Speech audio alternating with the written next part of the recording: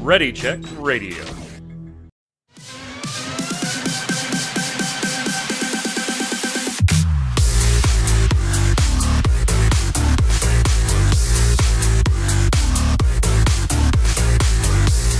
What's up, Internet? It's Thursday at 7 p.m. Eastern. That means here on the... What channel are we? Ready Check Radio. Yeah, that one. It's time for the Relic Grind, our Final Fantasy XIV Square Enix podcast. And we've got a lot to talk about today on the 14 front, on the 11 front, on the Dragon Quest front. It's like Square Enix actually has a little bit of stuff going on, which, hey, you know, through the summer, Tark, it was a little dicey there sometimes. A little light in the news, a little light in the games. Yeah, it was. There was some times where it was like, hey, if we do a show today, all we're talking about is drama. Like, that's... I don't know if we want to do that. Time and place, but yeah, it definitely does. I don't mind talking about drama and stuff like that, but I don't want to do an hour-long podcast where that's the only topic we have. So, yeah, today's definitely looking a little better on that front, and we appreciate chat here on twitch.tv/ReadyCheckRadio joining us live to talk about all of it. If you're watching after the fact on YouTube, listening on Audible, Spotify, or watching on ReadyCheckRadio.com, thank you so much. That's appreciated too. While you're there, give it a like, a subscribe, thumbs up, all that fun stuff. And hit up the website right on your screen below. All the socials and the backlog of all of our episodes are there. As always, I'm Mike Byrne, a.k.a. Magic Man. But joining me, it's a two-person show today. Flynn had a little bit of a trip with the family this week. Said he had a blast. Picked up a little bit of a bug, but he's joining us in chat. So he gets the night off. So how are you, Tark? What's up? Greatest programs. I'm doing pretty good, man. We got a patch, like a half patch, but it's got some content. And a game came out. It's, you know, kind of out of the blue. No one knew it was coming, but you know, it's fine. It's great. It's good. It's fine. About it. I've been anticipating this game for years. Since the NVIDIA leak. Yes. Since the NVIDIA leak. Now there's just one more body on that leak that we need to find somewhere. I mean, they were going to do it for the anniversary, but alas, at least announce it, right? Yeah. I mean, we do have the Switch combo packs coming, but that's not a remake or anything. Those will be nice though if you have problems playing those on original hardware or things like that. Fair. Yeah, so let's start with the 14 front. We do have the patch. 7.35 is out in the wild. Obviously, the two larger items of that is the Pilgrim's Traverse, our new level 90 deep dungeon, and then the Monster Hunter Wilds collaboration. There's some other stuff in there. We'll talk about all of it. I'm not skipping anything. We'll talk about all of it. But those are like the two meaty things. So if neither one of those two things like appeals to you, then yeah, it's kind of like that whole thing Yoshi P we talked about in a recent interview, Tark, that we've mentioned here before and reviewed on a previous show, where they're still kind of in that wave of we have stuff in a patch, but it doesn't appeal to all of our audience. It's a certain subsect of our audience, and so we don't get that other subsect back until we get the next patch. You know, maybe you're into the Savage stuff. Maybe you're a little more casual and you like the 24-person raid stuff. And because nothing's ever overlapping, neither the two shall ever meet. You know, like they just passing ships in the night. So a little bit of that here. But the Monster Hunter Wilds collaboration is something new.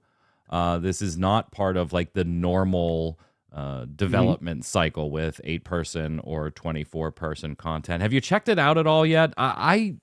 Thinking back to the original one, I think I was very, very late to that because I just didn't care. I was just like, whatever. You know, it is what it is. And so, have you checked this one out yet? So let's just compare Monster Hunter on this. This one's a lot more Final Fantasy XIV-ish, where the Rathalos one was more Monster Hunter-ish. Oh, what definitely. I mean by that is, you know, when you get to phase 2 on the extreme, you go into like number of hits based, you know, kind of combat like Monster Hunter. With this one, it's really Final Fantasy XIV, but with the Monster Hunter skin. So it's a full extreme, like you're typically known to see. the mechanics and layering of the mechanics are pretty cool. I like the fight a lot. Got it done in about lockout and a half. Yeah, and I'm excited to get back into it. Well, yeah, and get back into it you will, right? Because that's kind of the Mhm. whole thing every time they do this. Go ahead and farm it a bunch of times so that you can get Yeah. all the rewards that you want from the vendor. And that's I think that's kind of what turned me off to it the first time around was I like the fight. Yeah. Cool, I'll do it once. And then when I looked at the rewards and stuff, there were no minions. So I was like, and I really don't care about mounts. I really don't care about mounts and stuff enough. So I was like, yeah, whatever. Are there minions for this one? I didn't even look at the Yeah. rewards. There were 2 last time. And there's Oh, 2 then this I time. got them. So, Then I got the minions and then pieced out. okay. I didn't Okay. go after any of like the gear, the glamour stuff. I Yeah. didn't do any of that. Yeah. There's 2 minions. One it's not a beaver. I know there's 2 minions though. So Vigor Wasp is one of them. I can't remember off the top of my head what the other one is. Now I have to look it up. So The other one might be a beaver. no, the beaver's from the That's from the original. it's a secret fledgling. So the Oh yeah, baby yeah. mouth. Yeah, I mean, so I'll end up getting them. The fight was interesting. I honestly am a little more. How should I say this? A little more hyped. Hype is the wrong word, but the Pilgrim's Traverse fight has me a little more interested in where they may be going. Like when we saw their Criterion dungeon, like their 4-person content, we saw, hey, like these are good. The rewards just sucked. Yeah. Like they weren't worth doing it over and over and over again. But now seeing this too, it's like almost like the encounters team when they get that chance to play in that 4-player space and they're not trying to cater to like the ease of a regular MSQ dungeon, they start getting really, really creative there. This was probably the deep dungeon that I've been most happy with out of all of them so far. And I did not expect, I will be honest, I did not expect that because Deep Dungeon has kind of bored me since like the second one. The first one was interesting, and then the second one beyond bored me. I did not expect to like this as much as I have so far. Nice. Yeah, I've gotten 20 floors in. Actually, I tried to do solo last night, and that didn't go well. I'm like, oh, I probably should learn how these fights go before trying to do it solo. just thought maybe be prepped with potions and whatnot. Maybe not go on healer, because the DPS is a thing. But yeah, I went into a random match. Got to floor 20. The fights are fun. Basic, for the first 2 bosses as far as like number of mechanics, but I'm sure that increases. And then, oh yeah, it definitely does. There starts a lot of overlap of mechanics that kind of get goofy. Flynn saying the experimentation of 4-man has been amazing this expansion too. Mike, was you happy with the first solo clear being a black mage? Of course I was. Of course I was. Yeah, because they don't have to be turret anymore. They can move. Yeah, we're allowed to move a little bit now. It's amazing when we're allowed to move a little bit. Don't expect any big class changes in 8.0. Just remember, we're not going to get anything major as far as class changes, but they are talking about changing making them feel a little more unique to their identity. Something we kind of question marked the show 2 weeks ago. And then we get Hildebrand. Hildebrand was a disappointment this time around for me. I am usually a big fan of Hildebrand. This, I felt like they should have either just stuck this in the last Hildebrand update or condense it with the next Hildebrand update. This was literally just 2 quests. You go and you click on some things. We didn't fight anything, did we? No. No, we just went on, clicked on some clues on the ground. It wasn't a puzzle like the first batch had a bit of puzzle elements in it that some people liked, some people didn't. I enjoy that stuff. Yeah, it was okay, I guess. It moves the Hard-Boiled and Hildebrand quest or story along, I guess, a little bit. But it was kind of just like, this felt to me like it was like, let's put a little bit of little more content in here, but it's not really content. It's 2 quests where you click on a couple of things and watch a couple of cutscenes. The comedies, it's there. There's comedy. there's a whole sequence where the 2 of them in the cutscene, get told they look like each other, and they both, of course, deny it again. But yeah, it felt almost weird to me. I was like, oh, that was it? Oh, okay. Could have just put that on the next patch or on the previous patch. And then we got more dailies just in time. Yay! Right, because you ran out. You did all your dailies. Oh yeah. I was done. I've been done with the gathering dailies for a while now. For probably about 3 weeks now, 2 weeks, something like that. So this was just in time, and yeah, I've done whatever it is, 3 days now. 2 days now, 3 days, whatever it's been since the patch. So getting that goldsmithing up. I mean, this is literally the way I level. Got it. Yeah, I mean, this is literally, Tark, the way I level my fisher and my goldsmith anymore. Like, I just wait for the society quest because gathering and crafting has so little value in a large portion of the game that it's like it doesn't even really pay for me to keep my goldsmith up. At the beginning of a patch or an expansion, I can do some cool guild money-making things with goldsmithing. But the net usually dries up by the time we get to the .1. And you can still make money. I'm not saying you can't. I just have no desire to put in the grind that it takes to make money out of it. Do you do a lot of gathering and crafting? Or I know you were omniing, but I'm talking about, like, aside from omniing, are you go make it, sell it? That's your primary guild. What are you doing? No, I don't use it in that. I use it to be self-sustaining. So I try to craft my own pots and my own food. I am trying to get all my gear, best in slot for crafter and gathering. But I don't use it to make money. I use it to save money. There we go. So you do use it to make money. It's just making more of your own. Making more of my own. To go back to Hildebrand real quick. Yeah. I haven't done it yet. My plan is to do them all at once when they make it part of the Relic in 8.0 or 9.0. Oh, jeez. Yeah, I guess. Yeah, you got him. Hey, again, we would be remiss, right? We don't work for Square Enix. We're not shills here, but there is quite a bit in the community right now going on with some people being unhappy with things that Square Enix community and translation team members have posted on their personal social media and things like that, mostly politically charged here in the United States. It being the politically charged environment that it is right now. And I've kind of been watching it, and like, so here's my position, Tark. I don't like avoiding talking about these types of things because I feel like it's an important part of, if we're going to be critical of the game, let's also look at the audience. And if we're going to say things that we like and talk about things we don't like, we have to talk about these things as well. So we did not do a show 2 weeks last week because scheduling wise, I was to and from LA for Square Enix's North American Championship. We'll talk about that in a second.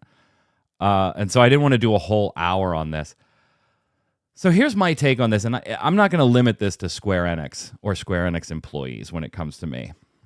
If you are an employee of a company, any company, and you on your personal social media say something that maybe a large portion of the audience or a significantly loud portion of the audience for whatever product you're selling doesn't like that, one, you absolutely have the right to say that, and I will die defending that, whether I agree with what you said or not. But they also have the right to hold that against you. Yeah, they also have, hold it against you or offer their feedback. Now, we've said multiple times on this show that doxing and threats of violence and, those types of things have no part in what I'm talking about here. You do those, you deserve charges if you catch them. Like, you absolutely do. But you bet if you say something that a portion of the audience, if I say something a portion of this audience doesn't agree with, I'll hear about it in the YouTube comments. And sometimes it sparks a discussion, sometimes it doesn't. That's fine. From the company's standpoint, if the company doesn't like what you are saying in public forums, I think the company also has the right to remove you from their employ, right? I don't always buy the whole, and I say it on my Twitter thing, my opinion's my own. I'm not affiliated with any sites anymore, but I had it on there because I was affiliated and running a number of gaming websites for a very long time. And so I put opinions my own, but that doesn't make me immune from my potential employer not wanting to deal with the controversy that my comments might bring. So I don't have any problem with any of that portion. I have a problem when government starts telling employers or suggesting to employers that things might happen to them if they don't get rid of people, a la ABC. Yeah, a la Jimmy Kimmel. That's a different ballpark here. However, I also don't have a problem if the employer is fine with that as well. Because ultimately, I think it comes down to one thing for us as consumers, Tarkets. Vote with your wallet. Yeah. Right? If you think the people in question here had an influence over the narrative or translation for Dawntrail, and you didn't like the narrative or the translations for Dawntrail, and then you didn't like subsequent comments, it's time to start voting with the wallet. As much as you may love the game, I've boycotted a number of companies for years on end, including Activision Blizzard, when I very much wanted to be raiding in WoW. Yeah. That's the method. Make your opinions and your voices heard. Absolutely. Do it in a safe manner for everybody involved. And if the company doesn't make the changes you want, it's time to start voting with your wallet. If there's enough of you, trust me, it will make a dent. It will make a change. So I don't like the threats that have been going around. I don't like, I don't like some of the things said on both sides. And the topic they were discussing really doesn't matter for my point here. They could have been discussing tomato versus tomato if it got amped up to the way it is. It's tomato. Yeah, but if Square wants to get rid of employees because they don't want to deal with it, or they think financially it's going to hurt them, that's the repercussions. In this country, at least right now, we have the illusion of freedom of speech. And, but that doesn't make you immune to consequences. It just doesn't. So there's my soapbox take on it. No, I agree with you. I think you nailed it right there at the end. Just because you have the freedom to say what you want does not make you immune to consequences of those words. Can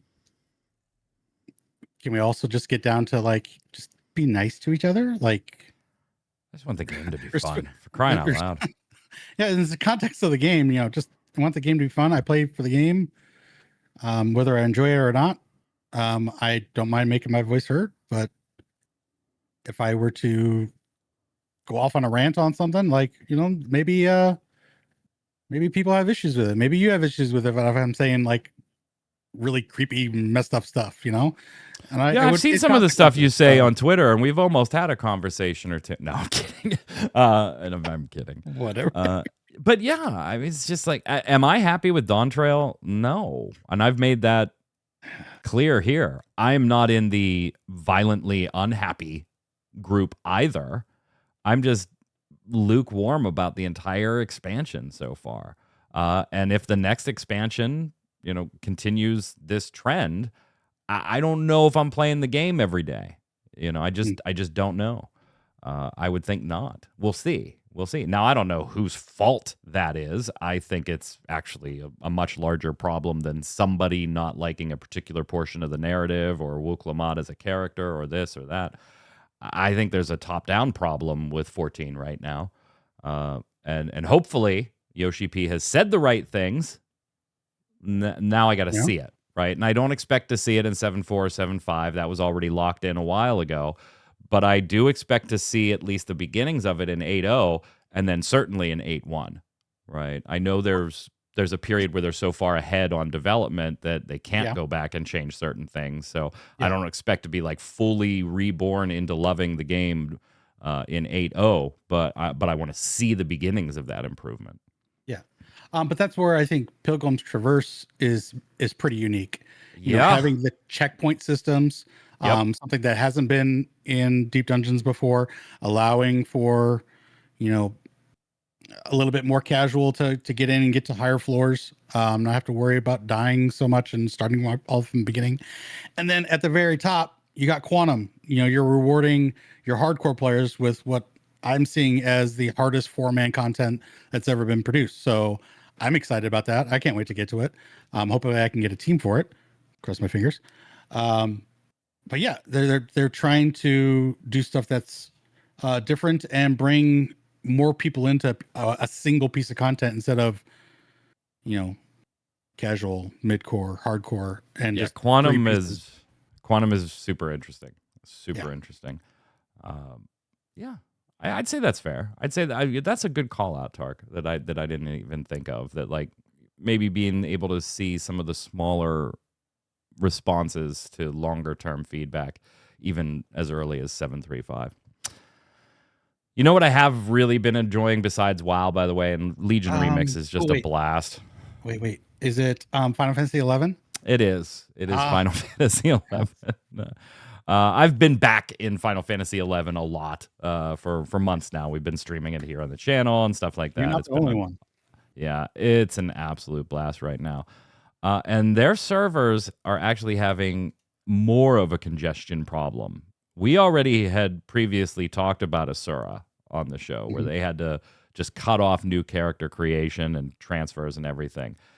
But since then, now Bahamut is getting to the point where it's having its own problems, and they don't have there's another server that's literally right behind Bahamut in probably going to have these measures put on there too. So actually starting today, Bahamut, in order to maintain stability going forward, is having its character population restricted as far as transfers in and new characters there. Here's why I bring this up. The October update information dropped. More solo player stuff, Limbus changes we've talked about on the show are being implemented even more. There's changes to some additional endgame gearing methods.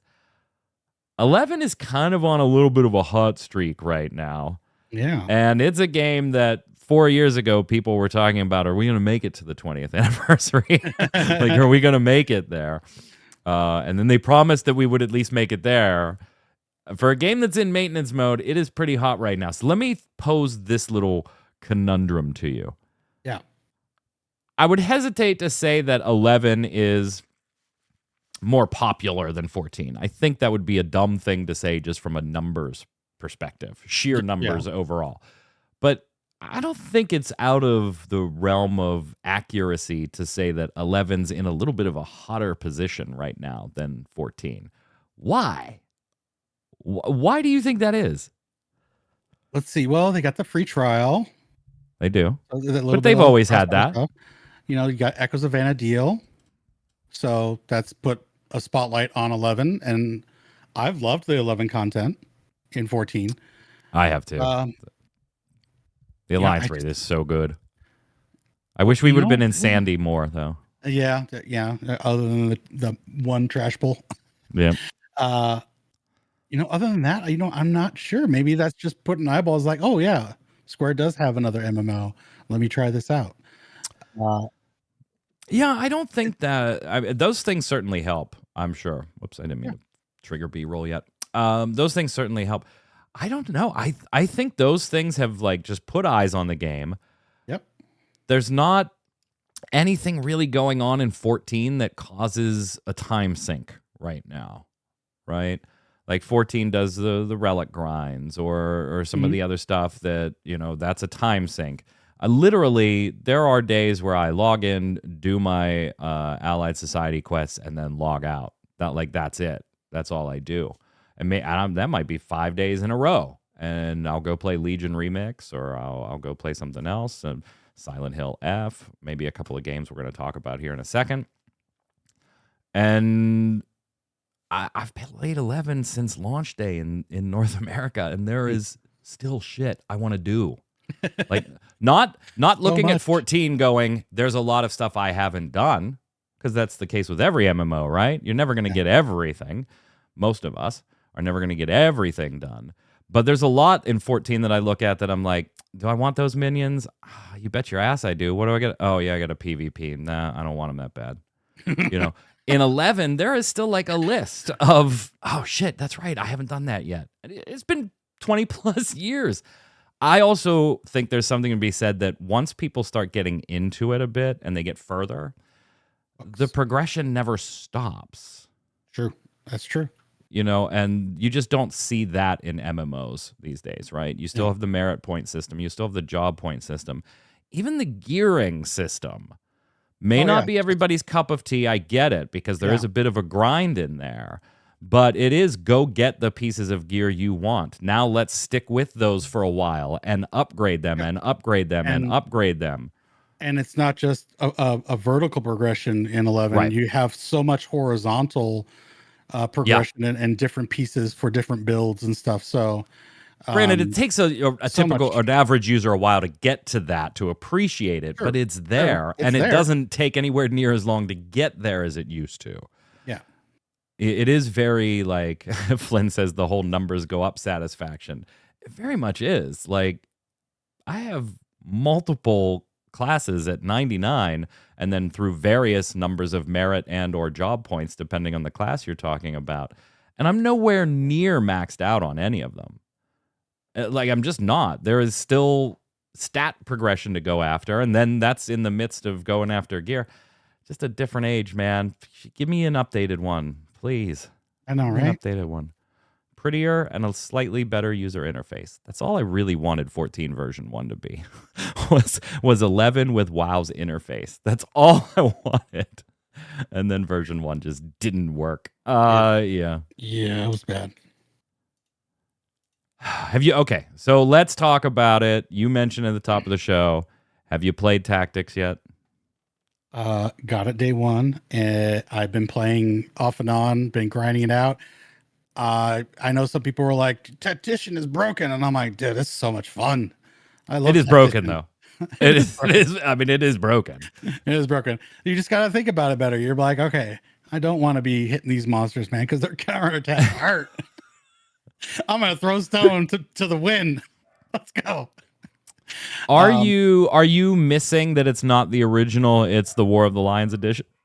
Oh, am I missing that it's not War of the Lions? No, that it's not the original. That it's the War of the Lions edition instead. In what context? What do you mean?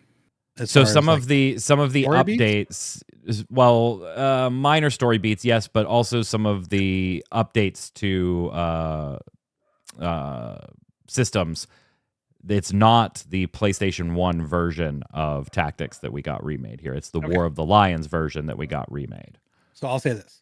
If you want to play the original version, just go play it. You don't have to select the enhanced version. Just go. It's right there with the package. You can just select. No. I'm not talking about that. Like, what? So the original version, well, the original presentation is there. If you don't want the updated graphics and the updated systems, you can go play the base version. But what I'm talking about is it's the War of the Lions version of the original game is what we got the remake for, not the PlayStation 1 version. And there were minor differences between the PlayStation 1 and the War of the Lions handheld version that was released years later. I mean, if we're talking about script, like, it's just a better script. If you're talking about like gameplay elements, I mean, I think they went even beyond War of the Lions and rebalanced some stuff beyond that too. So yeah, I don't know. Maybe you're not the person to ask there, because I've been wondering. I haven't. I'll just, for those of you that are aware of like minor differences between the two, it really hasn't bothered me. I was disappointed initially when we found out that it was going to be the War of the Lions version. And that they just didn't have the source code for the original version so a remake literally would have been a rebuild of the entire PlayStation 1 game. But I've been enjoying it so far. I fucking love that Twitch name. Me hung well. Oh Says, loved my son's question for Kageyama about the Tantalus cards at Nationals. Yeah, we're going to talk about Nationals in just a second. But I'm sure they appreciate that. Go ahead. Sorry, Tark. But as far as the Evil Ace Chronicles version, the graphics are great. Soundtracks and all the sound effects. You don't realize how much sound effects until you've played the PSP War of the Lions version, and then you come play this, and you're like, "Oh yeah, that just hits different." Like Gafgarian's Dark Sword abilities that just hit different. It's like, "Oh, okay, yeah, that sounds good." The voice acting is so well done. It breathes it's great from new top life. to bottom. It breathes new life into this game, and I'm just like glued to what's happening because I can hear it in their voices. It's great. Very positive reviews on Steam, closing in on 2,000 reviews as well. Not often that you see that for a Square Enix PC release. I'll just say that. Not often that the initial 2,000 reviews come in at very positive. Even if the game is tremendous, there's usually port issues, and there actually aren't many here. They aren't many here. I can't recommend it enough. If you've played Tactics, you need to buy this. If you've never played Tactics but you like Tactics games, you need to buy this. You just have to. You just absolutely have to. And look, Square, it's gonna sell a bunch. So how about a sequel now? A sequel or redo Advance and Advance 2, or sequel, prequel. Give me all the Tactics. Let's go. Give it to me. Give it to me. So last week we didn't have a show because I was in Los Angeles working for Square Enix, actually. Good job, dude. Hey, thanks. I appreciate. I had a blast, man. I had a blast. Nice. I mean, it's always good seeing Final Fantasy trading card game players from all over the country, all over North America, in fact. Many of my Canadian friends and friends that I get to see at Materia Cups or qualifiers throughout the competitive season who got their invite. Torchwick has not picked up Tactics yet, no. He's still got to beat the original. That's what Yod keeps telling him. But I got to commentate the Final Fantasy Trading Card Game North American Championships for this year. It was a 2-day event on a Saturday and a Sunday. Day one had 127 people qualified for the championship. Day two saw the top 16 square off for the last few spots in our North American team for Worlds later this year. Looking dapper on stream. Did a good job commentating. Thank you very much. I'll tell a funny story about that shirt in a second. So obviously, target being Nats like Kageyama-san and some of the directors and employees from Hobby Japan and Square Enix. They were all flown in from Japan for the event. Kageyama-san, the producer of the game from Square Enix, and it's always good talking to them. But I had, all right, so it's going to be story time with Mike here for a second. Tark, okay, go for it. You can just interrupt when you have something. Sure. That way there isn't like 10 minutes of just my audio. So two things. It was a wonderful event. It was a lot of fun. You all know I love the trading card game, so we can skip that part. But congratulations to Kyle Peters, KP, for taking the entire event. No more second place, my friend. Well deserved, and it was an absolute pleasure getting to talk to you off camera and on camera. Funny thing about KP. So they put a pop-up store there in the hotel. It was at the Hilton in Los Angeles.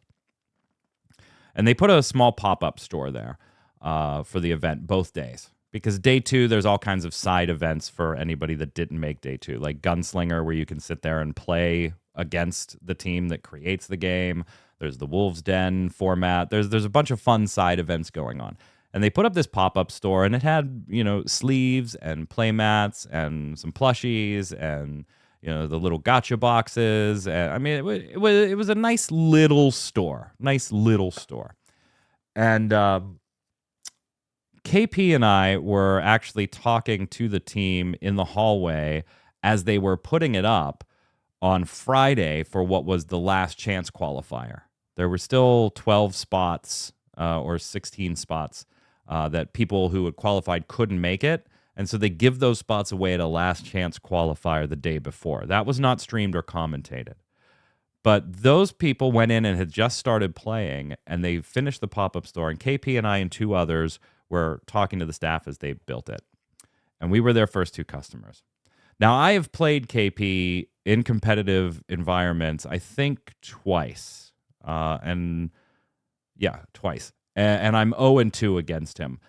He won, taking nothing away from him. He is a tremendously good player. But they just weren't games, right? You get those occasional card games where you draw and then you're just you're just smashed. You're like, oh yeah, this is not good.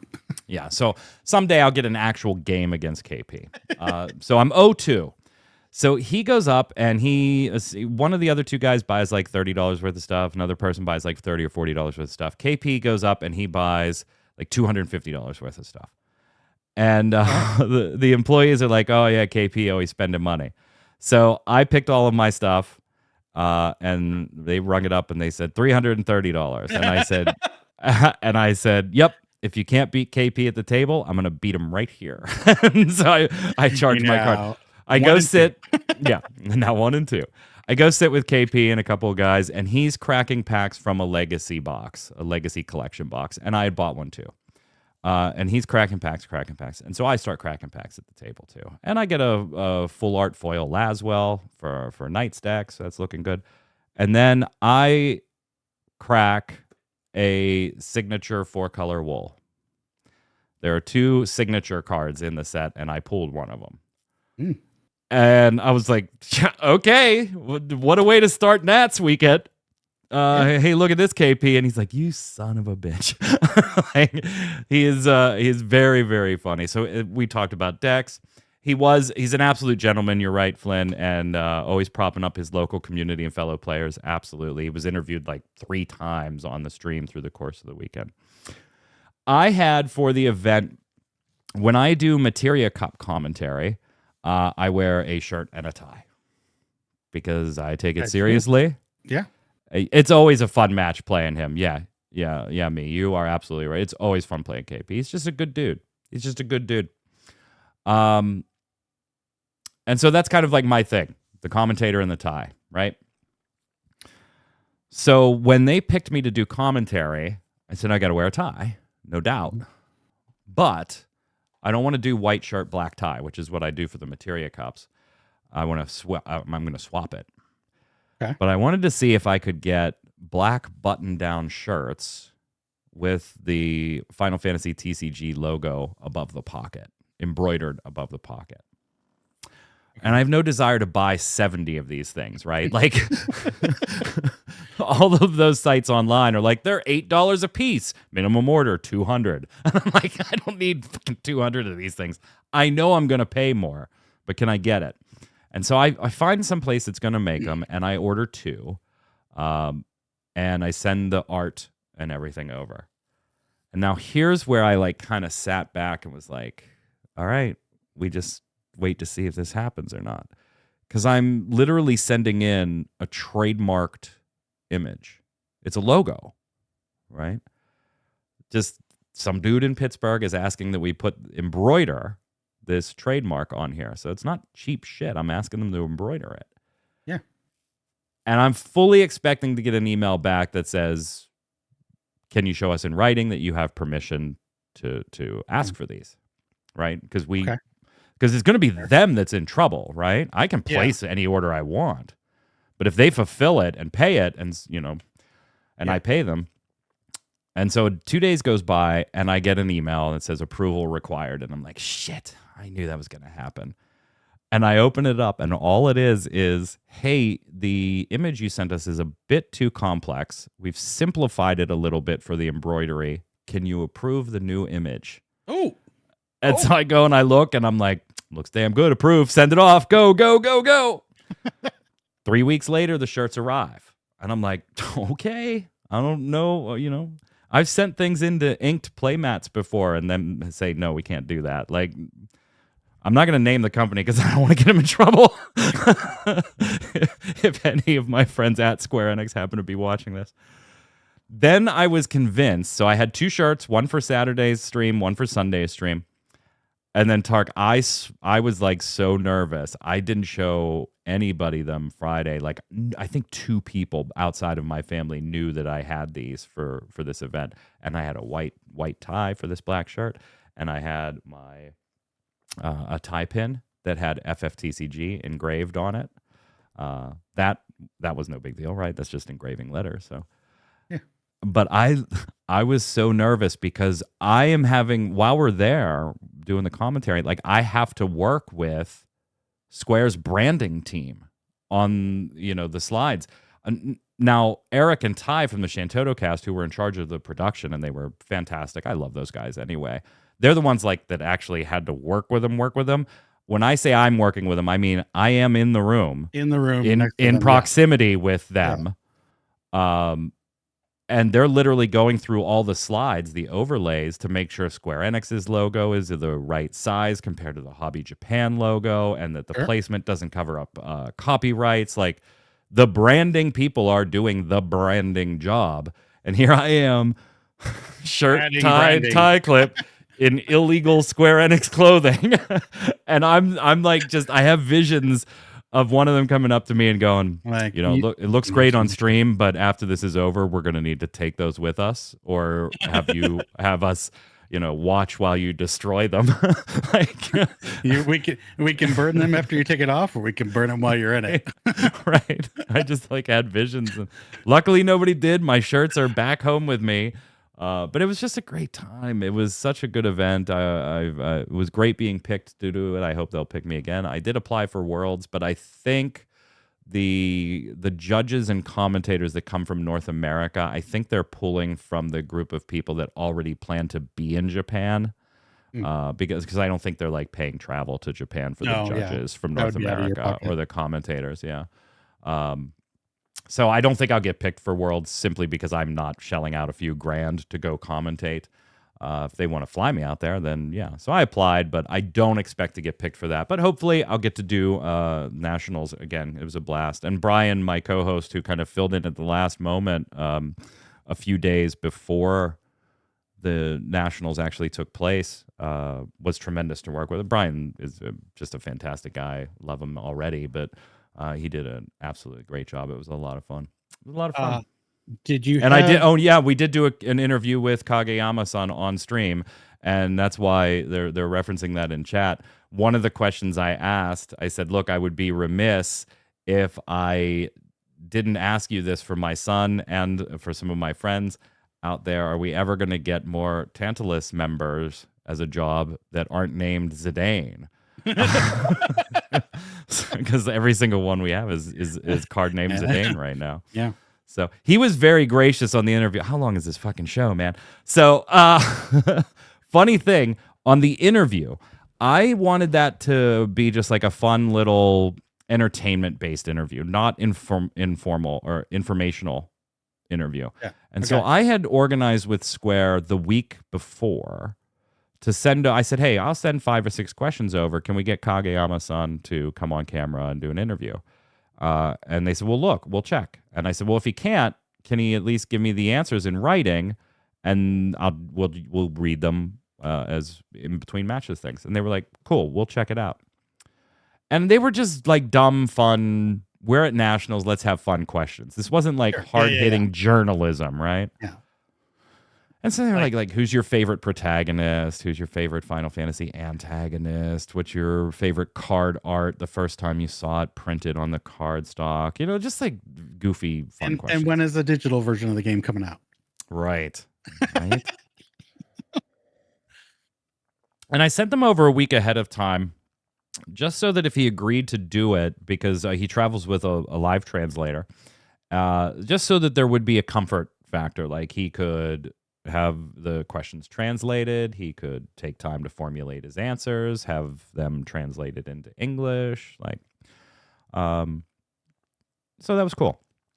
And I didn't hear about it at all. And then so we get there, and the day before Nats, I said, did Kageyama-san happen to answer the questions? And they said, oh, let me go and talk to him right now.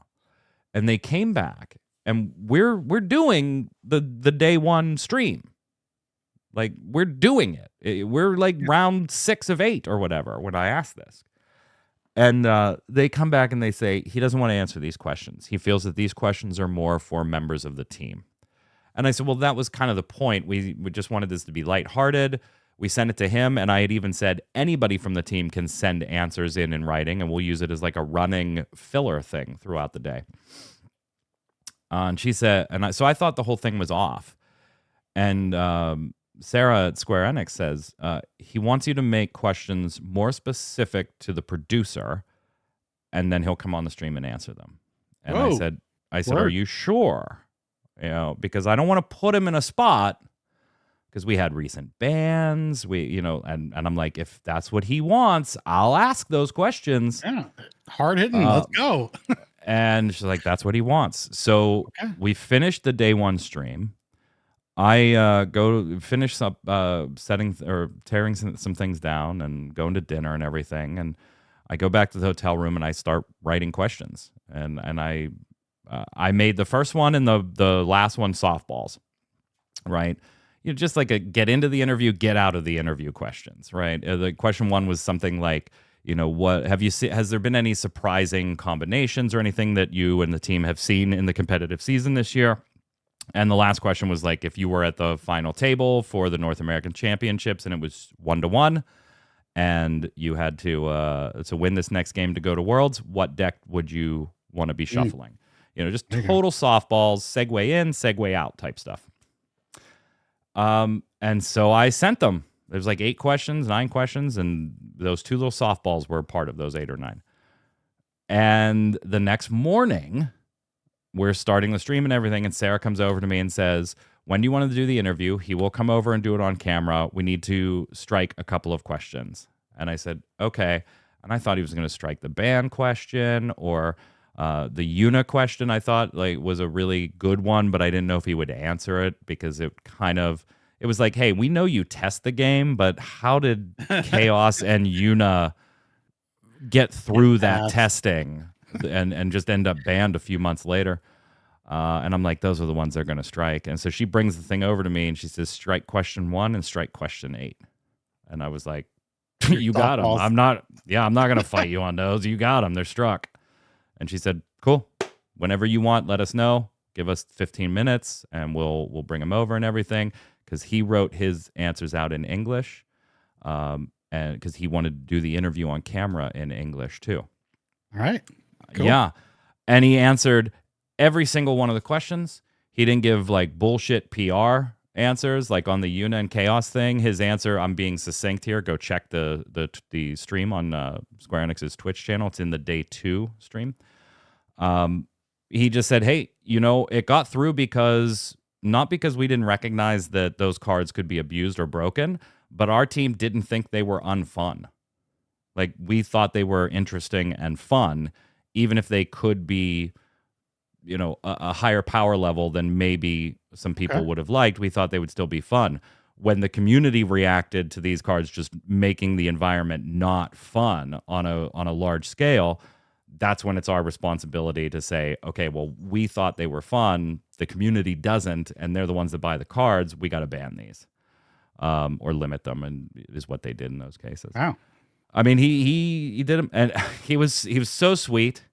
He always is. I've met him a couple of times through the years. He's always a tremendous guy. But after the interview off camera, he gets up from the table, and his translator was standing. If you're watching, I'm on this side. Kageyama is here.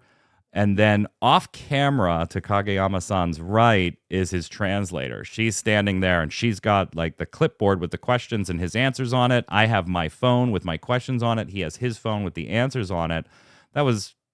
We were trying, I knew the questions off the top of my head, but I want to make sure that I don't add fluff to them in a verbal. In the context of translating, that could cause a. Yeah, I don't want her to be like, that's not the exact question he sent over because I added a few fluff words to make it smoother presentationally.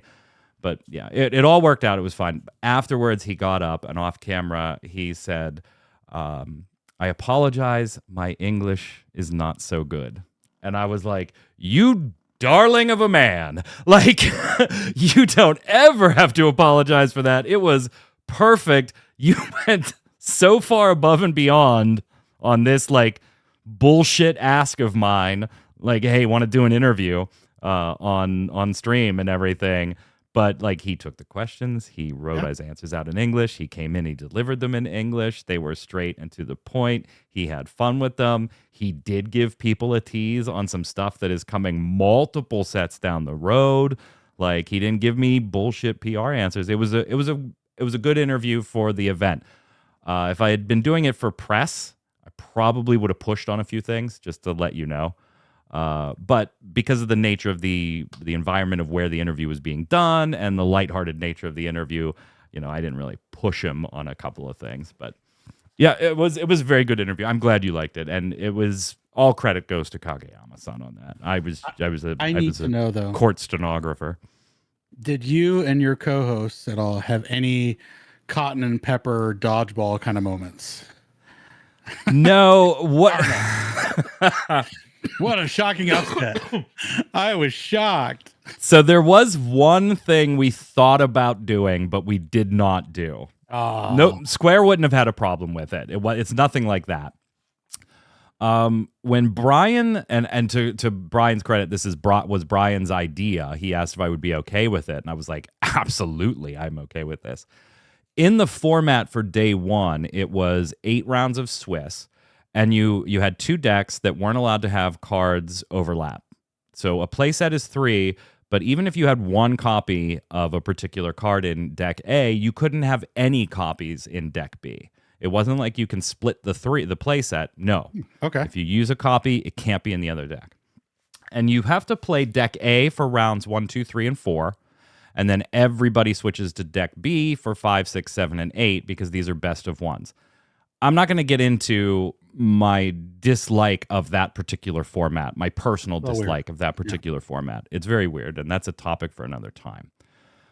But because all the players had to switch deck A and deck B after the 4th round, Square Enix had given us staff t-shirts, and it's what Brian is wearing on the stream. He's wearing the staff t-shirt. Mine is on the chair behind me, just in case I needed to take it, and my lanyard with me anywhere in the hallways where I was going. But he has his on. We thought about when the players switched decks after round 4 to go into B, we were thinking about swapping shirts and like giving him my dress shirt, my tie clip, and then I would just put my t-shirt on, and then we would commentate, and we wouldn't mention it. Like, we wouldn't say a word. Nothing. No reaction. Nothing. If somebody said something in chat, we weren't going to acknowledge it. We were just going to go through the rest of the day. And I had even told him, I was like, hey, if you're funny about wearing a shirt that I've already had on for a portion of the day, not like we're lifting weights or anything, but I said, I have a second one right here. I'll just get this laundered tonight. It's no big deal. So yeah, we were going to swap shirts and just not say anything. We decided not to do it. I don't remember why, but yeah, it was a blast. And I hope people enjoyed it, and I hope I get to do it again. It's always fun working Square Enix's table. And they gave me some nice swag for it. Nice. It is the first. So I got my own championship mat. My son earned his. Torchwick earned his. It's a beautiful Final Fantasy XVI with Clive, says North American Championship 2025. But mine... it's the first time Square has ever done this. I have the same exact mat, except mine says judge on it. Word. They've never made judges mats before. So I have one of, I think there was like 20 made, I think, something like that. So they gave us a bunch of promos and odds and ends and swag, and they, compensated us and all that stuff. But then, yeah, I got the championship mat, except mine says judge.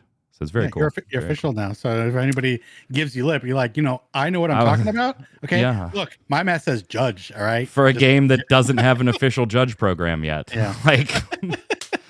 And for an event that I didn't judge. That too. I wasn't a judge. I was the commentator. God damn it. I'm going to tell you one more story. Is that okay? It's not about gnats. Okay.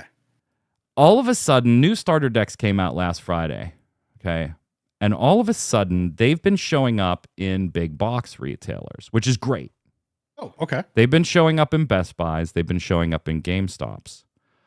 And I didn't pre-order them from Square Enix, so I figured I'm going to go out to GameStop here by my house and see if they have them. They had them. They had booster packs of the current set, and they had booster packs of the Legacy Collection. Now, that doesn't surprise me at GameStop because their business is in a bit of a transformation, and they are bringing in a lot of card games. In fact, the closest GameStop to me now has a table set up for locals of like Pokemon and stuff at certain times. They're trying to expand their portfolio a little bit, which is funny because they got out of this market years ago. Yeah. So it didn't surprise me that they were there. So I picked them up and I buy 10 packs of this, 10 packs of this, 3 of each starter deck and stuff. And they're like, you really love this game, don't you? And I'm like, well, I just want to support you guys having the product and carrying the product. And the guy's like, the two guys behind the counter, like, oh man, I've wanted to learn how to play this, but nobody we know knows how to play it. And I'm like, well, the Pittsburgh scene's got this and this and this and this and this, and here's when we play and where we play, and one of the stores is right over here, Wednesday night, 6:00. Go ahead, be there. And they're like, you know a lot about this. And I was like, 4 days ago, I commentated their national championship. I know a little bit about this game. Just a wee bit. Just a wee bit. Yeah, just a little bit. GameStop, let me know if you need anything. Yeah. So I fucking dropped it on him. I was like, poof. I was like, yeah, they just had their national championship this past weekend. I was commentating. Go check out Square Enix's official Twitch. Yeah, dropped it on him. Anyway, that's enough. I did not plan on talking for 15 minutes about that. I'm sorry. It's all good, my sir. It's all good. I'll let you talk about this one, baby. Dragon Quest VII Reimagined. They are knocking it out of the park with the Dragon Quest remakes. This looks absolutely amazing. So there was a sale on Amazon, and 3 Square Enix games were all on sale. So I picked up Fantasia, Dragon Quest 3, and Romancing Saga 2 for under $100. So I was like, hell yeah. Yeah, that's awesome. So those are all coming tomorrow. So I am, you know what's just missing? You got 3, we got 1 and 2 coming out in next month? 2 months? Mm-hmm. Yeah. This is coming out, I think, next year. February, yeah. You know what would be great? If we had some 12 news.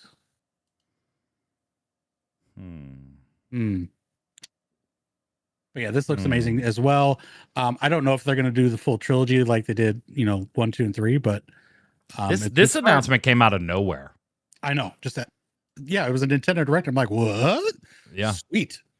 My boy Piers, I believe this is his favorite Dragon Quest, so I'm stoked for him because he's all about this one. But I do hear there's going to be some cut content, which is that's why in an interview, that's why they said they used the term reimagined instead of remake or remaster, because they said it's based on the original version, but they've reassessed every aspect to try and make it a more modern release. So not only the art style, which is like this diorama art, I love this art style, by the way, but they also have cut things to kind of even out the pace of the story, streamline things. So yeah, there are going to be some things cut, but they said there's entirely some new scenarios have also been added too. So it's both sides of the equation. The entire goal was to build on the strengths of the original game while delivering a little bit of a deeper story and more immersive for modern gamers and modern systems. I do like this approach, and I actually kind of like I hate marketing terms, but I actually love that they use the word reimagined here because, so often people, is this a remake or is this a remaster? I think it works reimagining. Here. Yeah, it's perfect. A reimagining. Perfect. Now, if they've used that word on 7 remake, Final Fantasy VII remake, Final Fantasy VII reimagined, maybe it didn't get the hate. Yep. But you take the good news with the bad news on the Dragon Quest front, because there's also a mobile game coming called Smash Grow, and maybe it'll be okay, maybe it won't, but I don't care. I'm not a mobile gamer. But good to all those people that are. I feel sad for when they get invested in a game and it shuts down in a year. Yeah, right. But Last thing before we go to love it or leave it. What the hell is this, Tark? What is this? you showed me that, and I'm like, how is this even Square related? Saw Parasite Mutant, and I'm like, okay. Is it like a Parasite Eve spinoff? And I mean, it looks cool, but I don't know who this company is. I've never heard of them before. Yeah, It looks pretty cool, though. yeah, it is a survival horror RPG. It has the active time chain combat system. You can see it in the trailer. It is, even if you compare just the logo for the Parasite Mutant versus Parasite Eve, yeah, you could definitely see inspiration being gentle. Good word. It is clearly inspired by. But yeah, not made by Square Enix. It's made by Ice Citruna is their name on Steam. They make Frontier Hunter. I am not at all familiar with that game. Neither am I. At all. But it also has a ton of various soundtracks and prop packs and costume packs on sale on Steam. So I don't know. Here's the thing, man. I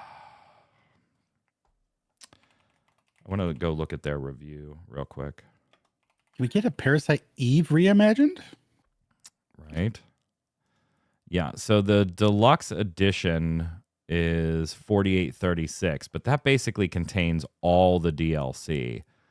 Can I just get to your fucking store page? And the website's funky too. Oh, their website is what makes me nervous for this game, actually. Because like this is the only game that they've done that's on Steam, and when you go to their website, Parasite Mutant isn't even on it yet, even in their games tab. Yeah, check. And when you go to their games tab, I don't know about you, Tark, but do you get errors at the top of it? Yeah, I get Google Drive errors. Get a Google Drive, the file you've requested doesn't exist error before the actual advertisement for the game. It's so bizarre. Now, Tower Hunter, Urza's Trial, and some of their other stuff, I mean, they do have decent reviews. So I'm hopeful, but I don't know. In fact, I'd like to dig into this a little more, Tark, and find out how you truly feel about it in Love It or Leave It. Okay.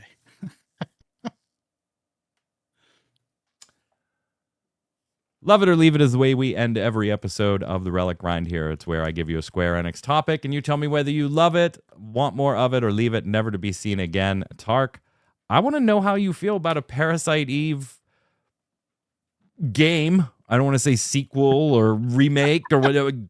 Parasite Eve-ish game made by not Square Enix. I'm going to turn it over to you, and you have as long as you want, sir. Camera's all yours. Mute my mic.